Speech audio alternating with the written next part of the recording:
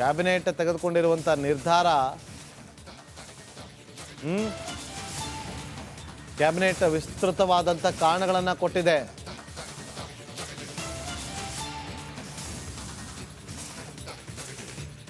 ರಾಜ್ಯಪಾಲರ ಮುಂದೆ ಶಶಿಕಲಾ ಜೊಲ್ಲೆ ಅವರ ಅರ್ಜಿ ಇದೆ, ಮುರುಗೇಶ್ ನಿರಾಣಿ ಅವರ ಅರ್ಜಿ ಇದೆ, ಜನಾರ್ದನ್ ರೆಡ್ಡಿ ಅವರ ಅರ್ಜಿ ಇದೆ.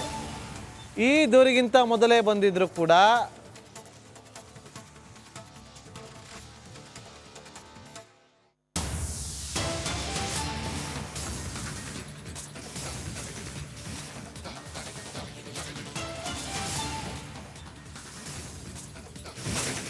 ವಾದವನ್ನು ಮಂಡಿಸ್ತಾ ಇದ್ದಾರೆ ಅಭಿಷೇಕ್ ಮನು ಸಿಂಘ್ವಿ ಅವರು. ವಾದವನ್ನು ಮುಂದುವರೆಸಿದ್ದಾರೆ. ನೋಡಿ, ಇಲ್ಲಿಗೆ 1 ಗಂಟೆ ಆಗಿದೆ ವಿಚಾರಣೆ ಆರಂಭ ಆಗಿ. 1 ಗಂಟೆ ಆಗಿದೆ ವಿಚಾರಣೆ ಆರಂಭ ಆಗಿ. 17A PC ಕಾಯ್ದೆ 1992ರಿಂದ 2024ರವರೆಗೂ ರಾಜ್ಯಪಾಲರ ಮುಂದೆ ಬಂದಿಲ್ಲ. ನೋಡಿ, ಅಭಿಷೇಕ್ ಮನು ಸಿಂಘ್ವಿ ಅವರು ತಿಳಿಸಿರುವಂಥದ್ದು ವಿಚಾರ.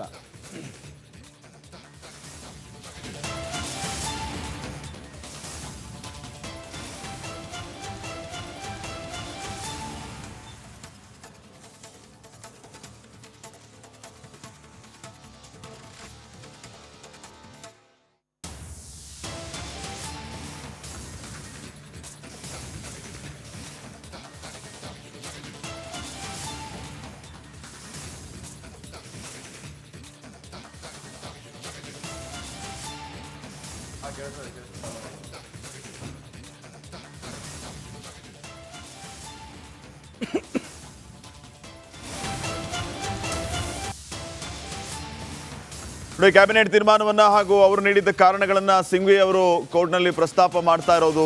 17A ಬಗ್ಗೆನೇ ಅವರು ಪ್ರಸ್ತಾಪ ಮಾಡ್ತಾ ಇರೋದು, ಪ್ರಶ್ನೆಯನ್ನ ಮಾಡ್ತಾ ಇದ್ದಾರೆ. ಈ ಹಿಂದೆ ಆದಂತಹ ಹಲವು ಕೇಸ್ಗಳನ್ನ ಪ್ರಸ್ತಾಪ ಮಾಡ್ತಾ ಇದ್ದಾರೆ. ಇದರ ಜೊತೆಗೆ ಯಡಿಯೂರಪ್ಪ ಅವರ ವಿಚಾರವನ್ನು ಕೂಡ ಈಗಾಗಲೇ ಅವರು ಉಲ್ಲೇಖ ಮಾಡಿರೋದು. ಅಬ್ರಾಹಂ ಒಬ್ಬ ಹ್ಯಾಬಿಚುವಲ್ ಬ್ಲಾಕ್ ಮೇಲರ್ ಅಂತ ಉಲ್ಲೇಖ ಮಾಡಲಾಗಿದೆ. ಸುಪ್ರೀಂ ಕೋರ್ಟ್ ಅವರಿಗೆ ದಂಡ ಹಾಕಲಾಗಿದೆ ಅಂತಾನೂ ಕೂಡ ತಿಳಿಸಲಾಗಿದೆ. ಅಲ್ಲದೆ ರಾಜ್ಯಪಾಲರ ಮುಂದೆ ಶಶಿಕಲಾ ಜೊಲ್ಲೆ ಅವರು, ಜನಾರ್ದನ್ ರೆಡ್ಡಿ, ಮುರುಗೇಶ್ ನಿರಾಣಿ ಆ ಅರ್ಜಿಗಳು ಇನ್ನೂ ಅಲ್ಲೇ ಇವೆ. ಅಂದರೆ ಅವ್ರ ಮೇಲೆಯೂ ಕೂಡ ಪ್ರಾಸಿಕ್ಯೂಷನ್ ಆಗಿದ್ದು. ಅದು ಏನಾಯಿತು, ಇದು ವಾರ್ ಸಿಸ್ಟಮ್ ಥರ ಯಾಕೆ ಸಡನ್ಲಿ ಇವ್ರ ಮೇಲೆ ಪ್ರಾಸಿಕ್ಯೂಷನ್ಗೆ ಅನುಮತಿಯನ್ನು ಕೊಡಲಾಯಿತು, ಇದರ ಹಿಂದಿನ ಉದ್ದೇಶ ಏನು, ಇದು ರಾಜಕೀಯ ದುರುದ್ದೇಶದಿಂದ ಕೂಡಿರುವಂತಹದ್ದಲ್ಲವ ಅನ್ನುವಂಥ ಪ್ರಶ್ನೆಯನ್ನ ಅಲ್ಲಿ ಪ್ರಸ್ತಾಪ ಮಾಡ್ತಾ ಇರೋದಲ್ಲದೆ ಹಲವು ವಿಚಾರಗಳನ್ನು ಉಲ್ಲೇಖ ಮಾಡುವಂತಹ ಕೆಲಸ ಈಗ ಅಭಿಷೇಕ್ ಮನು ಸಿಂಘ್ವಿ ಅವರಿಂದ ಆಗ್ತಾ ಇದೆ. ಕ್ಯಾಬಿನೆಟ್ ಬಹಳ ವಿಸ್ತೃತವಾದಂಥ ವಿವರಣೆಯನ್ನ ನೀಡಿದೆ. ಈ ಎಲ್ಲ ವಿಚಾರಗಳು ಈ ದೂರಿಗಿಂತ ಮೊದಲೇ ಬಂದಿದೆ. ಆದರೆ ಇದರಲ್ಲಿ ರಾಜ್ಯಪಾಲರು ನಿರ್ಧಾರವನ್ನು ತೆಗೆದುಕೊಂಡಿಲ್ಲ. ಅಂದರೆ ಯಾವುದು ಅಂತಂದರೆ, ಸಿದ್ದರಾಮಯ್ಯ ಅವರ ಪ್ರಾಸಿಕ್ಯೂಷನ್ಗೆ ಪರ್ಮಿಷನ್ ಕೊಡೋದಕ್ಕಿಂತ ಪೂರ್ವದಲ್ಲಿ ಶಶಿಕಲಾ ಜೊಲ್ಲೆ ಅವರು, ಮುರುಗೇಶ್ ನಿರಾಣಿ, ಜನಾರ್ದನ್ ರೆಡ್ಡಿ, ಇನ್ಕ್ಲೂಡಿಂಗ್ ಜಂತಕಲ್ ಮೈನಿಂಗ್ ವಿಚಾರವಾಗಿ ಕುಮಾರಸ್ವಾಮಿ ಅವರು ಕೂಡ.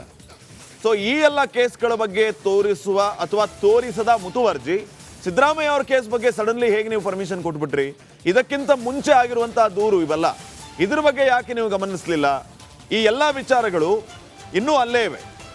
ಇದೆಲ್ಲವೂ ಈ ದೂರಿಗಿಂತ ಮೊದಲೇ ಬಂದಿದೆ. ಆದರೆ ಇದರಲ್ಲಿ ರಾಜ್ಯಪಾಲರು ಯಾಕೆ ಇನ್ನೂ ನಿರ್ಧಾರ ತೆಗೆದುಕೊಳ್ಳಿಲ್ಲ, ಈ ಪ್ರಶ್ನೆಯನ್ನು ಮಾಡಿರೋದು. ಕೋರ್ಟಲ್ಲಿ ಅಭಿಷೇಕ್ ಮನು ಸಿಂಘ್ವಿ ಅವರು 3 ವಿಚಾರಗಳನ್ನ ಪ್ರಸ್ತಾಪ ಮಾಡಿದ್ದಾರೆ. ಯಾವುದು ಅಂತಂದ್ರೆ, ನಾಗಪ್ರಸನ್ನ ಅವರ ಪೀಠ ಕೊಟ್ಟಿತ್ತಲ್ಲ, ಅದೇ ಪೀಠದಲ್ಲಿ ಕೊಟ್ಟಂತ ಒಂದಷ್ಟು ತೀರ್ಪುಗಳನ್ನ ಉಲ್ಲೇಖ ಮಾಡ್ತಿದ್ದಾರೆ ಅಭಿಷೇಕ್ ಮನು ಸಿಂಘ್ವಿ ಅವರು. ನಾಗಪ್ರಸನ್ನ ಪೀಠವೇ, ನ್ಯಾಯಮೂರ್ತಿಗಳಾಗಿರುವಂತಹ ನಾಗಪ್ರಸನ್ನ ಅವರ ಪೀಠವೇ ಕೊಟ್ಟಿದ್ದಂತಹ ಆದೇಶಗಳನ್ನ, ಅದು 3 ಪ್ರಕರಣಗಳ ಆದೇಶವನ್ನ ಈಗ ಅಭಿಷೇಕ್ ಮನು ಸಿಂಘ್ವಿ ಅವರಲ್ಲಿ ಪ್ರಸ್ತಾಪ ಮಾಡ್ತಿದ್ದಾರೆ. ಅಂದ್ರೆ ಇವರು ಈಗಿರೋದು ಅವರೇನಲ್ಲಿ? ಹೌದು, ನಾಗಪ್ರಸನ್ನ ಅವರ ಇರುವಂತಹ ಒಂದು ಪೀಠ.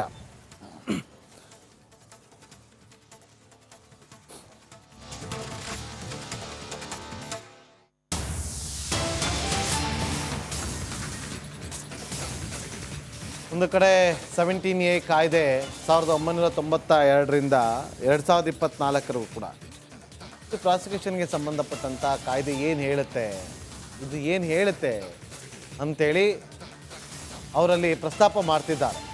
ಈಗ ಪ್ರಮುಖವಾಗಿ ನೋಡಿ, ಆರಂಭದಿಂದಲೂ ಕೂಡ ಒಂದಷ್ಟು ವಿಚಾರಗಳನ್ನು ಪ್ರಸ್ತಾಪ ಮಾಡಿದ್ರು. ರಾಜ್ಯಪಾಲರು ಅನುಮತಿಯನ್ನು ಕೊಟ್ಟಿದ್ದಾರೆ ಪ್ರಾಸಿಕ್ಯೂಷನ್ಗೆ. ಕಾರಣ ಏನು ಕೊಟ್ಟವ್ರೆ, ಏನಿದೆ ಕಾರಣ ಅಂತಂದಾಗ 3 ಜನ ಬಂದು ಕಂಪ್ಲೇಂಟ್ ಕೊಟ್ಟರಂತೆ, ಅದು ಅವ್ರಿಗೆ ತೃಪ್ತಿದಾಯಕವಾಗಿತ್ತಂತೆ. ಹಾಗಾಗಿ ಪ್ರಾಸಿಕ್ಯೂಷನ್ಗೆ ಅನುಮತಿ ಕೊಟ್ಟರು ಅಂತೇಳಿ ರಾಜ್ಯಪಾಲರು ತಿಳಿಸಿದ್ದಾರೆ. ಅವ್ರು ಇನ್ನೊಂದು ವಿಚಾರನೂ ಉಲ್ಲೇಖ ಮಾಡ್ತಾರೆ. ಈ ತರ ನೀವು ಇದರ ಬಗ್ಗೆ ಕೂಲಂಕುಷವಾಗಿ ಅಧ್ಯಯನ ಮಾಡದೆ ಪ್ರಾಸಿಕ್ಯೂಷನ್ ಕೊಟ್ಬಿಟ್ರೆ ಮುಂದೆ ದಾರಿಗೆ ಹೋಗೋರು ಬರೋರೆಲ್ಲ ಮುಖ್ಯಮಂತ್ರಿಗಳ ಮೇಲೆ ಒಂದು ಕಂಪ್ಲೇಂಟ್ ಕೊಡ್ತಾರೆ, ಪ್ರಾಸಿಕ್ಯೂಷನ್ ಕೊಡಿ ಅಂತ. ಅಕ್ಸೆಪ್ಟ್ ಮಾಡ್ತೀರಾ? ಆಯ್ತು. ಅದಕ್ಕಿಂತ ಮುಂಚೆ ನಿಮ್ಮ ಹತ್ರ ಯಾವ್ಯಾವ ಅರ್ಜಿ ಇದೆ? ಜನಾರ್ದನ್ ರೆಡ್ಡಿ ಅವರ ಅರ್ಜಿ ಇದೆ, ಶಶಿಕಲಾ ಜೊಲ್ಲೆ ಅವರ ಅರ್ಜಿ ಇದೆ, ಮುರುಗೇಶ್ ನಿರಾಣಿ ಅವರ ಅರ್ಜಿ ಇದೆ. ಅದನ್ನು ಯಾವುದನ್ನು ಕೂಡ ನೀವು ಪರಿಗಣನೆಗೆ ತೆಗೆದುಕೊಳ್ಳದೆ ಅರ್ಜಿಯನ್ನ ಹಾಗೇ ಬಿಟ್ಟು ತರಾತುರಿಯಲ್ಲಿ ಸಿದ್ದರಾಮಯ್ಯ ಅವರ ಅರ್ಜಿಯನ್ನ ಕೈಗೆತ್ತಿಕೊಂಡು ಅದು ಕ್ಯಾಬಿನೆಟ್ನಲ್ಲಿ ತೀರ್ಮಾನವನ್ನು ತೆಗೆದುಕೊಂಡು ಕ್ಯಾಬಿನೆಟ್ನಲ್ಲಿ 100ಕ್ಕೂ ಹೆಚ್ಚು ಪುಟಗಳ ವರದಿಯನ್ನು ಸಲ್ಲಿಕೆ ಮಾಡಿ ಅದೆಲ್ಲವನ್ನು ಕೂಡ ಗಮನಿಸದೆ ನೀವು 2 ಪುಟಗಳಲ್ಲಿ ಅನುಮತಿಯನ್ನು ಕೊಟ್ಟಿದ್ದೀರಿ. ಆಗ ನ್ಯಾಯಮೂರ್ತಿಗಳು ಪ್ರಶ್ನೆ ಮಾಡ್ತಾರೆ, 17A ಅಡಿಯಲ್ಲಿ ಯಾರು ಕೂಡ ಇದನ್ನ ತನಿಖೆಗೆ ಆದೇಶ ಕೊಡಬಾರ್ದಾ ಅಂತೇಳಿ. ಆಗ ಅಭಿಷೇಕ್ ಮನು ಸಿಂಘ್ವಿ ಅವರು ಒಂದು ಉತ್ತರವನ್ನ ಕೊಡ್ತಾರೆ, ನಾನು ಅದನ್ನ ಆಕ್ಷೇಪ ಮಾಡ್ತಾ ಇಲ್ಲ, 17A ಅಡಿಯಲ್ಲಿ ತನಿಖೆಗೆ ಆದೇಶ ಕೊಡಬಾರ್ದು ಅಂತ ಹೇಳ್ತಾ ಇಲ್ಲ, ಆದ್ರೆ ದಾಖಲೆಗಳೇನಿದೆ, ಎಲ್ಲಿದೆ ದಾಖಲೆ? ನಾಗೇಂದ್ರ ಬಾಬು, ಈಗ ಈ ರೀತಿಯ ಬೆಳವಣಿಗೆ ಆದ್ಮೇಲೆ ಲೀಗಲ್ ಎಕ್ಸ್ಪರ್ಟ್ಸ್ಗಳು ಹೇಳ್ತಾ ಇರುವಂಥದ್ದು ಏನಂತಂದ್ರೆ, ಈಗ ಪ್ರಾಸಿಕ್ಯೂಷನ್ ಸ್ಯಾಂಕ್ಷನ್ ಕಾಪಿಯಲ್ಲಿ ಸಿದ್ದರಾಮಯ್ಯ ಅವರ ವಿರುದ್ಧ ಕೇಳಿ ಬಂದಂಥ ಆರೋಪಗಳು ಏನು, ಕಂಪ್ಲೇಂಟ್ ಕೊಟ್ಟವರು ಏನೆಲ್ಲ ವಿಚಾರಗಳನ್ನು ಉಲ್ಲೇಖ ಮಾಡಿದ್ದಾರೆ, ಅದಕ್ಕೆ ಮುಖ್ಯಮಂತ್ರಿಗಳ ರಿಪ್ಲೈ ಯಾವ ರೀತಿ ಇದೆ, ಉತ್ತರ ಯಾವ ರೀತಿ ಇದೆ, ಈ ಯಾವ ವಿಚಾರಗಳನ್ನು ಕೂಡ ಅಲ್ಲಿ ಪ್ರಸ್ತಾಪ ಮಾಡದೆ ಪ್ರಾಸಿಕ್ಯೂಷನ್ ಸ್ಯಾಂಕ್ಷನ್ ಕಾಪಿಯಲ್ಲಿ ಪ್ರಾಸಿಕ್ಯೂಷನ್ಗೆ ಅನುಮತಿಯನ್ನು ನೀಡಿದ್ದೀವಿ ಅಂತ ಹೇಳಿದ್ದಾರೆ. ಇದೇ ಕೋರ್ಟಲ್ಲಿ ನಿಲ್ಲೋದಿಲ್ಲ, ಇದೇ ಸ್ಟೇಗೆ ಇನ್ನೂ ಕೂಡ ಸಹಕಾರಿಯಾಗುತ್ತೆ ಅನ್ನೋಂಥ ವಿಚಾರಗಳನ್ನು ಪ್ರಸ್ತಾಪ ಮಾಡ್ತಿದ್ದಾರೆ. ಬಟ್ ಏನ್ ಬೇಕಾದ್ರೂ ಆಗ್ಬೋದು, ಈಗ ನ್ಯಾಯಮೂರ್ತಿಗಳ ವಿವೇಚನೆಗೆ ಬಿಟ್ಟಿರ್ತದೆ ಅದು. ನೋಡಿ, ಈಗ ಬಹಳ ಕುತೂಹಲ ಇರುವಂಥದ್ದು, ಈಗ ನಮ್ಮ ವೀಕ್ಷಕರಿಗೆ ಏನ್ ಬೇಕಿದೆ, ಜೊತೆಗೆ ಅಲ್ಲಿ ಕಾದು ನಿಂತಿರುವಂಥವ್ರಿಗೆ ಏನು, ನ್ಯಾಯಮೂರ್ತಿಗಳಿಗೆ ಏನು ಆದೇಶ ಕೊಡ್ತಾರೆ? ಇಲ್ಲಿ ನೋಡಿ 3 ಆಪ್ಷನ್. ಒಂದು, ಮೊದಲನೇದು ರಾಜ್ಯಪಾಲರು ಕೊಟ್ಟಿರುವಂಥ ಅನುಮತಿ ಇದೆಯಲ್ಲ ಅದು ಸರಿ ಇದೆ, ತನಿಖೆ ಆಗಲಿ ಅಂತ ಕೊಡ್ಬೋದು. ಅಥವಾ ಇಲ್ಲ, ಇದು ಸರಿ ಇಲ್ಲ ಅಂತ ಇದನ್ನ ಮತ್ತೊಮ್ಮೆ ಅದನ್ನ ಒಂದು ಪರಿಗಣನೆಗೆ ತೆಗೆದುಕೊಳ್ಬೇಕು ಅಂತ ಹೇಳ್ಬೋದು. ಅಥವಾ ಇಲ್ಲ, ನಾವು ವಾದ ಪ್ರತಿವಾದವನ್ನ ಆಲಿಸಿ ವಿಚಾರಣೆ ಮುಗಿದ ಬಳಿಕ ನಾವು ಇದನ್ನ ಒಂದು ಬಗ್ಗೆ ತೀರ್ಪನ್ನ ಕೊಡ್ತೀವಿ, ಅಲ್ಲಿಯವರೆಗೂ ಕೂಡ ಇದು ಹೀಗೆ ಇರಲಿ, ಅಂದ್ರೆ ಹಾಗೆ ಹೋಲ್ಡ್ ಅಲ್ಲಿ ಇರಲಿ, ಯಾವುದೇ ರೀತಿಯಂತ ಇನ್ವೆಸ್ಟಿಗೇಷನ್ ಆಗೋದು ಬೇಡ, ಪ್ರಾಸಿಕ್ಯೂಷನ್ಸ್ ಆಗೋದು ಬೇಡ ಅಂತ ಹೇಳಿ ಈಗ ಹೇಳ್ಬೋದು. ಇದಕ್ಕೋಸ್ಕರ ಇವತ್ತು ಎಲ್ಲರ ಚಿತ್ತ ನೆಟ್ಟಿರೋದು ಹೈಕೋರ್ಟ್ನತ್ತ. ಏಕಸದಸ್ಯ ಪೀಠದಲ್ಲಿ ವಿಚಾರಣೆ ಆರಂಭ ಆಗಿದೆ. ಈಗ 3 ಗಂಟೆ 42 ನಿಮಿಷ, 2 ಗಂಟೆ 32 ನಿಮಿಷಕ್ಕೆ ಅಭಿಷೇಕ್ ಮನು ಸಿಂಘ್ವಿ ಅವರು ವಿಚಾರಣೆಯನ್ನು ಆರಂಭ ಮಾಡ್ತಾರೆ. ವಿಚಾರಣೆಯನ್ನು ಆರಂಭ ಮಾಡಿ ಇಲ್ಲಿಯವರೆಗೂ ಕೂಡ ತಮ್ಮ ವಾದವನ್ನ ಮಂಡಿಸ್ತಾ ಇದ್ದಾರೆ ಅಭಿಷೇಕ್ ಮನು ಸಿಂಘ್ವಿ ಅವರು. ಈ ನಡುವೆ ರಾಜ್ಯಪಾಲರ ಪರ ತುಷಾರ್ ಮೆಹ್ತಾ ಅವರು ಎಂಟ್ರಿ ಕೊಡ್ತಾ ಇದ್ದಂತೆ ಅಭಿಷೇಕ್ ಮನು ಸಿಂಘ್ವಿ ನೋ ಮಾತಾಡಬೇಡಿ, ನಮ್ದಿನ್ನೂ ವಾದ ಮುಗ್ದಿಲ್ಲ, ನಾನು ವಾದವನ್ನು ಮುಗಿಸಿದ ಬಳಿಕ ನೀವು ಮಾತಾಡ್ಬೋದು ಅಂದಾಗ ಇಲ್ಲ ಅವ್ರು ಹೇಳ್ತಾರೆ, ಕ್ಲಾರಿಫಿಕೇಶನ್ ಕೊಡ್ತಾರೆ, ನಾನು ಜಸ್ಟ್ ಕ್ಲಾರಿಫಿಕೇಶನ್ ಕೊಡೋಕ್ಕೆ ಎಂಟ್ರಿ ಅದೇ ಅಷ್ಟೇ ಅಂತೇಳಿ ಸುಮ್ಮನಾಗ್ತಾರೆ. ನೋಡಿ, ಕ್ಯಾಬಿನೆಟ್ ಬಹಳ ವಿಸ್ತೃತವಾದಂಥ ವರದಿಯನ್ನು ಕೊಟ್ಟಿದೆ. ಈಗ ಅಪ್ಡೇಟ್ ಬ್ರೇಕಿಂಗ್ ಲಭ್ಯ ಆಗ್ತಾ ಇದೆ. 3 ವಿಚಾರಗಳನ್ನು ಹೇಳ್ತೀನಿ ಅಂತ ಹೇಳಿದ್ದಾರೆ ಅಭಿಷೇಕ್ ಮನು ಸಿಂಘ್ವಿ ಅವರು. ನ್ಯಾಚುರಲ್ ಜಸ್ಟಿಸ್ ಅಬ್ರಾಹಂ ಪಿಟಿಷನ್ ತೆಗೆದುಕೊಂಡು ಉಳಿದ ದೂರದಾರ ಹೆಸರು ಸೇರಿಸಲಾಗಿದೆ. ಸಮರ್ಪಕ ಕಾರಣಗಳನ್ನ ಕೊಟ್ಟಿಲ್ಲ ಅಭಿಷೇಕ್ ಮನು ಸಿಂಘ್ವಿ ಅವರು.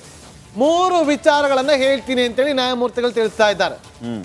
ಅಬ್ರಾಹಂ ಪಿಟಿಷನ್ ಪಡೆದು ಉಳಿದ ದೂರದಾರರ ಹೆಸರನ್ನ ಸೇರಿಸಿದ್ದಾರೆ. ಸಮರ್ಪಕ ಕಾರಣಗಳನ್ನ ಕೊಟ್ಟಿಲ್ಲ. ಇದು ತುಂಬಾ ವಿಸ್ತಾರವಾದ ವಿಚಾರ ಅಂತೇಳಿ ಅಭಿಷೇಕ್ ಮನು ಸಿಂಘ್ವಿ ಅವರು ಅಲ್ಲಿ ಪ್ರಸ್ತಾಪ ಮಾಡಿದ್ದಾರೆ. ಸಮರ್ಪಕವಾದಂಥ ಕಾರಣಗಳನ್ನು ಕೊಟ್ಟಿಲ್ಲ ಅಂದ್ರೆ ಏನು? ಹೌದು, ಇಲ್ಲಿ ಇದಕ್ಕೆ ಸಂಬಂಧಪಟ್ಟಂತೆ